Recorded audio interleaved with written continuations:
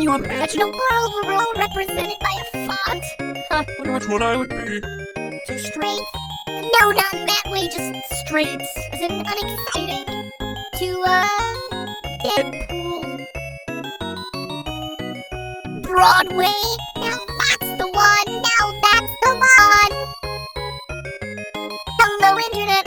Welcome to Game Theory, where instead of putting a joke here, I want to ask you a question. If your personality were represented by a font, what font would you be? Take a moment and put your font in the comments. I'm really curious to see what everyone has to say. Maybe find a couple new cool fonts to use. Getting bored with old Calibri 11. And with that out of the way, it's time to talk Undertale. No, I don't think I've ever gotten this many requests to cover a game. Well, except for FNAF. And I suppose FNAF 2. Oh, and then there was FNAF 3. Wait a minute, should I be worried about something here? Anyway, across the board on YouTube, Reddit, and Twitter, you all have wanted Undertale. And honestly, I'm glad you brought it to my attention. True loyal theorists will know that Earthbound is my favorite game of all time. So a self-aware RPG in a similar style. Oh man, it's like a gift from the indie gaming heavens. Undertale is a game where every character, from Goat Mom to Grind Fodder, has a sympathetic design and unique personality, motivations, goals, fears. Whether you're saving or slaughtering them, the game makes you feel something every time you enter an encounter. Which me,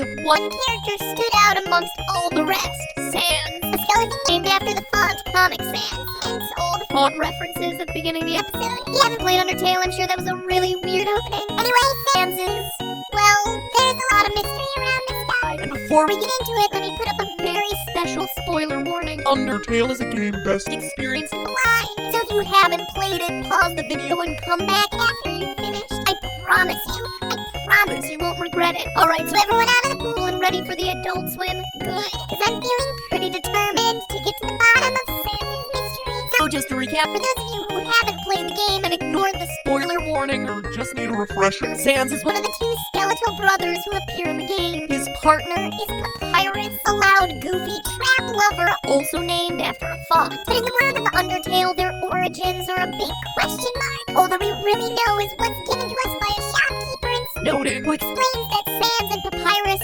quote, just showed up one day and asserted themselves. Weird, right? What's more is that, well, Papyrus is just kind of the goofy sidekick. Sans is much more complex. Sure, he likes fart jokes, but he's also incredibly powerful and deadly serious. Not only is his boss battle the hardest in the game, he's one of the only characters to have knowledge and power over space and time. He often takes shortcuts around the world through ridiculous routes, even walking through walls. He also acknowledges that he's only one of infinite versions of himself, making self-aware commentary of the various timelines that you've played through in the game. He can even count the number of times he's killed you. He acts like an arbiter in this world, passing out judgment on the player's actions in the game, even explaining the secrets of EXP and love, or execution points and levels of violence.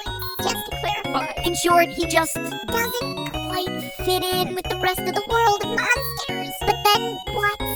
Or who is he? Well, the idea that he doesn't belong in Underworld seems to be Best of retro games.